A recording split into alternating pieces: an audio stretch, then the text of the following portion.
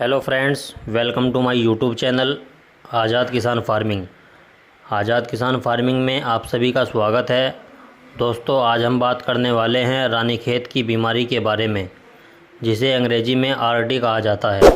दोस्तों, इस वीडियो में हम आपको रानीखेत यानी आरडी की पूरी जानकारी देने वाले हैं। आशा करता हूं आप वीडियो को पूरा देखेंगे बिना स्किप किए। चलिए फ्रेंड्स, करते हैं वीडियो को स्टार्ट।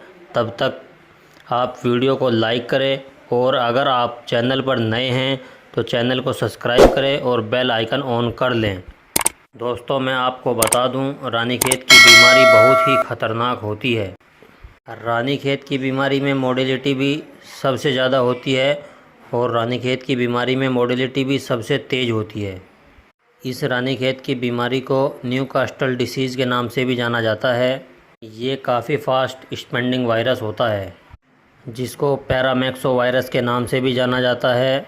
दोस्तों, ये एक ऐसी बीमारी होती है जो अपने आप फैलने लगती है।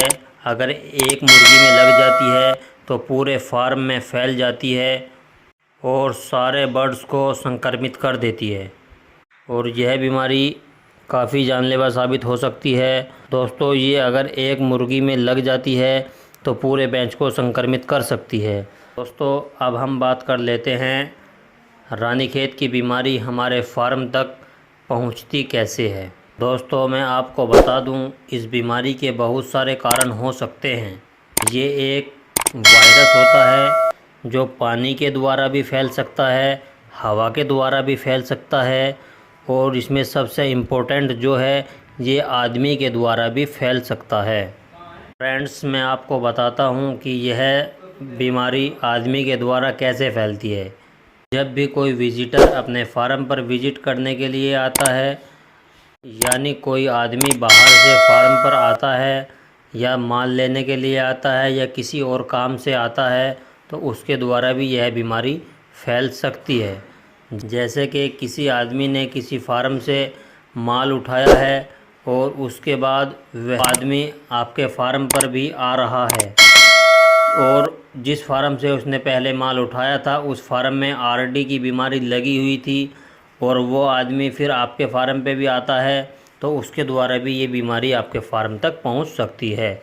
या कोई यूट्यूबर किसी फार्म पर वीडियो बनाने के लिए गया और उस फार्म पर ये बीमारी मौजूद थी और वही यूट्यूबर फिर आपके फार्म पर भी आया वीडियो बनाने के लिए, तो ये बीमारी उसके द्वारा भी आ सकती है। तो ये इसका एक मुख्य कारण होता है आदमियों के द्वारा फैलने का।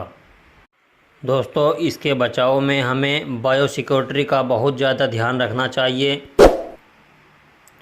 जब भी कोई विजिटर या कोई यूट्यूबर या कोई आम आदमी किसी भी काम से फार्म पर आता है तो उसे डायरेक्ट फार्म में अंदर ना जाने दे। उसके लिए हमें अपने फार्म के गेट पर चूना बिछा देना है और उसके ऊपर एक बोरी बिछा देनी है। उसके ऊपर फिर खूब अच्छी तरह से चूना बिछा देना है। जो भी विजिटर या यूट्यूबर या कोई आम आदमी माल लेने के लिए या किसी और काम के लिए फार्म पर आता है तो उसे उसी चूने वाली बोरी के ऊपर से लाना चाहिए, जिससे उसके साथ कोई भी वायरस हमारे फार्म तक ना पहुंच सके। फ्रेंड्स, इस तरीके से हम रानीखेत की बीमारी से अपने बर्ड्स का बचाव कर सकते हैं। फ्रेंड्स, अब मैं बात कर लेता हूँ पानी के द्वारा यह वायरस कैसे फैलता है। फ्रेंड्स, हमें अपने बर्ड्स को गंदा, बदबूदार, कई दिन का रुका हुआ पानी नहीं पिलाना चाहिए, क्योंकि गंदा और बदबूदार जो कई दिन का रुका हुआ पानी होता है उसमें ये वायरस पैदा हो जाता है और उसको हमारे बर्ड्स अगर पी लेते हैं तो उस पानी के ज़रिए से भी ये वायरस हमारे बर्ड्स तक पहुंच सकता है। फ्रेंड्स, मैं आपको बता दूं, इसकी पहचान क्या होती है। इसकी वैसे तो बहुत सारी पहचान इसकी होती है। सबसे पहले इसकी पहचान में मुर्गियों में डायरिया की प्रॉब्लम देखने को मिल जाएगी। इस बीमारी में मुर्गियां काफ़ी पतली बींट करती है और हल्के से लाल कलर की या बिल्कुल ग्रीन कलर की बींट भी हमारी मुर्गियां इस बीमारी के कारण करती है। और इसके साथ साथ मुर्गी की बॉडी का टेम्परेचर काफ़ी बढ़ जाता है। मुर्गी की बॉडी का नॉर्मल टेम्परेचर 107 डिग्री से 108 डिग्री फ़ारेनहाइट होता है। इस बीमारी के लगने के बाद मुर्गी की बॉडी का टेम्परेचर 109 डिग्री से 110 फ़ारेनहाइट तक बढ़ जाता है, यानी काफ़ी तेज़ बुखार हो जाता है। और इसके साथ साथ मुर्गी दाना पानी खाना पीना छोड़ देती है, एक ही जगह पंख फुलाकर बैठी रहती है। और दोस्तों, मुर्गी को सांस लेने में काफ़ी तकलीफ़ होती है। मुर्गी मुंह खोलकर सांस लेती है और सांस के साथ साथ गले से घर घर टाइप की आवाज़ सुनाई देती है। और इसके साथ साथ मुर्गी की गर्दन पलट जाती है। और दोस्तों, मुर्गी की जो केसर यानी कलकी होती है वह लाल रंग की होती है। आरडी की बीमारी लगने के बाद उसकी कलकी का रंग काला पड़ने लगता है। फ्रेंड्स, मैं आपको बता दूं, वैसे तो और भी बहुत सारे इसके सिम्टम्स हैं, लेकिन जो पीछे बताए गए हैं वे कुछ ज़्यादा बड़े सिम्टम्स होते हैं जिन्हें आदमी आसानी से पहचान सकता है कि हमारे बर्ड्स में आरडी यानी रानीखेत की बीमारी आ चुकी है। फ्रेंड्स, मैं आपको सबसे पहले बता दूं, जिन मुर्गियों में ये सिम्टम्स नज़र आते हैं, पहले आप उन मुर्गियों को सबसे अलग कर लें ताकि यह वायरस पूरे फार्म में ना फैल पाए। फ्रेंड्स, अब हम बात कर लेते हैं इस बीमारी के प्रिवेंटिव के बारे में, यानी इस बीमारी से कैसे बचाव किया जाए ताकि यह बीमारी हमारे बर्ड्स तक ना पहुंच सके। तो दोस्तों, इसका एक ही इलाज होता है, वह है वैक्सीनेशन करना। दोस्तों, मैं आपको बता दूं इसमें कौन सा वैक्सीन करना होता है और कब करना होता है और कितना करना होता है। दोस्तों, मैं आपको बता दूं, रानीखेत की बीमारी से बचने के लिए हमें अपने बर्ड्स में 3 वैक्सीन करने होते हैं। सबसे पहला वैक्सीन रानीखेत का होता है F1 स्ट्रेन, यह आपको 7 दिन के चूजे में करना होता है। दूसरा वैक्सीन रानीखेत की बीमारी से बचने के लिए दूसरा वैक्सीन दोस्तों हमारा होता है लसोटा स्टोन, ये 20 से 25 दिन के चूजे में किया जाता है। दोस्तों, रानीखेत का तीसरा वैक्सीन होता है F2 स्टेन, और यह वैक्सीन 60 से 65 दिन की मुर्गियों में किया जाता है। दोस्तों, अगर इसकी डोज की बात करें तो यानी कितने चिक्स पर कितना करना होता है, यह आपको वैक्सीन पर ही लिखा हुआ मिल जाता है। वैक्सीन फर्स्ट का भी उसी पर लिखा हुआ होता है और सेकंड का भी उसी पर लिखा हुआ होता है, और बड़ी मुर्गियों में कितना किया जाता है यह भी उसी पर लिखा हुआ होता है, यानी तीसरी वैक्सीन पर लिखा हुआ होता है। दोस्तों, मैं आपको बता दूं, जिस वैक्सीन पर जितना डोज लिखा होता है आपको उतना ही करना होता है। अगर आप गलती से ज़्यादा वैक्सीन कर देते हैं तो ये भी मुर्गियों को या चिक्स के लिए ख़तरनाक साबित हो सकता है। फ्रेंड्स, अब हम बात कर लेते हैं, अगर रानीखेत की बीमारी फिर भी किसी कारण से मुर्गियों में लग जाती है तो उसका इलाज कैसे करना होता है।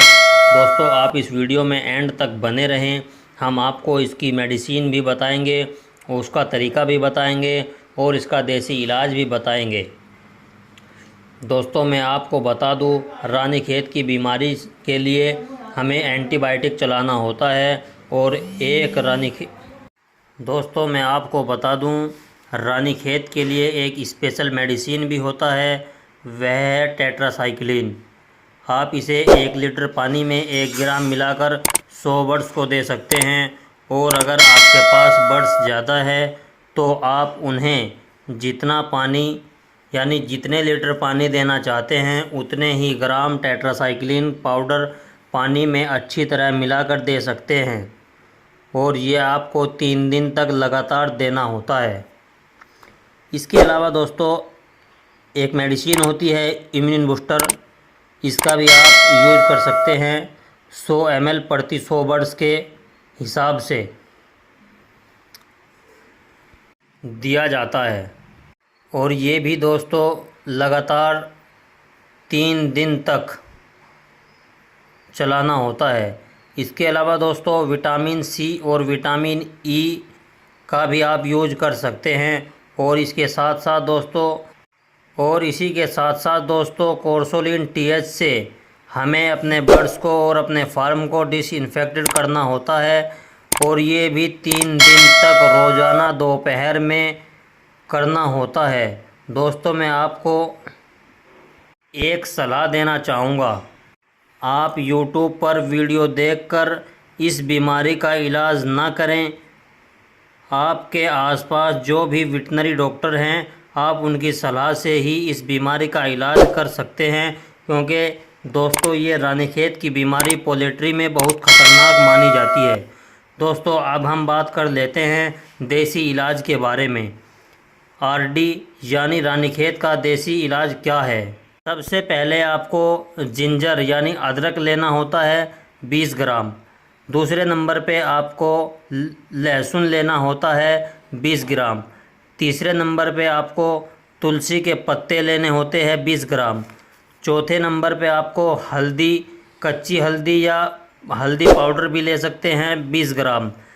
पाँचवें नंबर पे मोरेगा लेस यानी सेडन का पत्ता 30 से 40 ग्राम ले सकते हैं। छठे नंबर पे दोस्तों कोरोसिन यानी मिट्टी का तेल 1 चम्मच लेना है। और इन सब को आपस में मिलाकर एक पेस्ट तैयार कर लेना है। और उस पेस्ट को 1 किलो फीड में अच्छे से मिलाकर मुर्गियों को खाने के लिए दे देना है। दोस्तों ये पेस्ट वाला फीड आपको केवल सुबह के समय ही देना होता है।